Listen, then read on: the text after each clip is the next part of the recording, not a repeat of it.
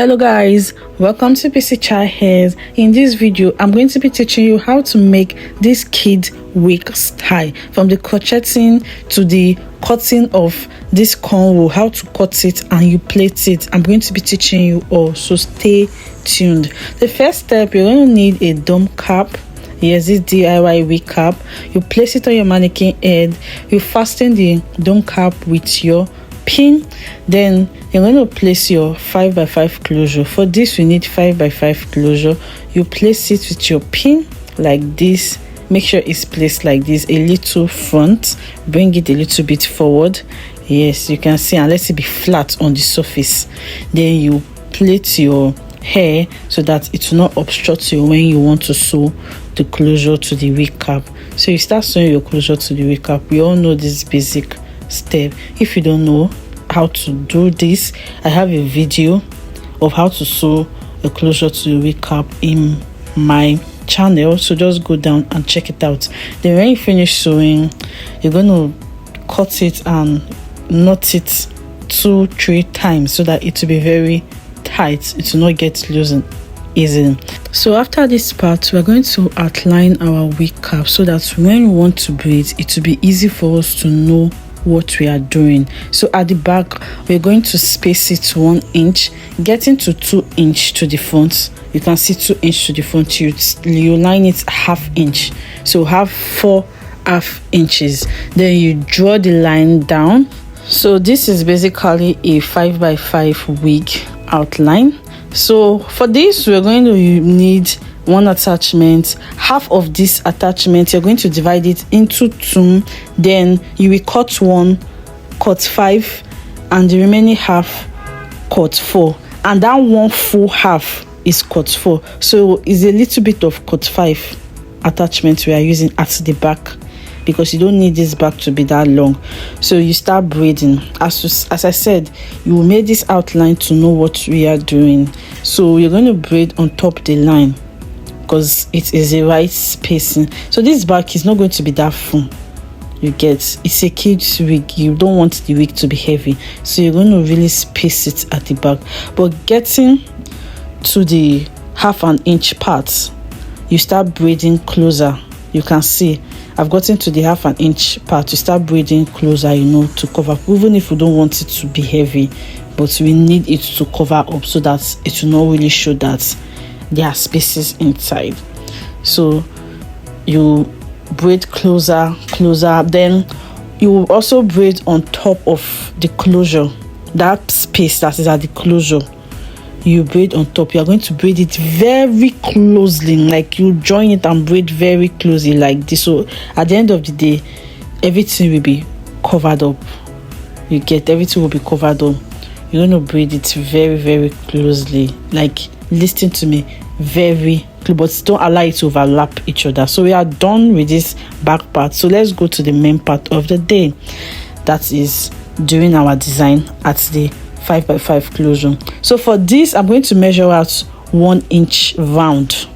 1 inch round. So I will measure 1 inch here, go to the other part, measure 1 inch and separate it to the back. You get, line it to the back. We'll also go to the back and measure 1 inch. So we are measuring 1 inch round, like we are cutting it in a U shape so that everything will be 1 inch equally. You can see a U shape, everything is 1 inch equally. So we are doing cornrow here. So this is basically it. You divide it small and you start doing cornrow to the back like this. So do this cornrow, watch as I am doing, watch as I am doing mine, watch as I am cutting, I am doing mine. Yes, so if you watch this video to this extent and you've not subscribed, kindly do subscribe. Give this video a thumbs up, hit the notification bell so be the first one to get notified when I post a new video.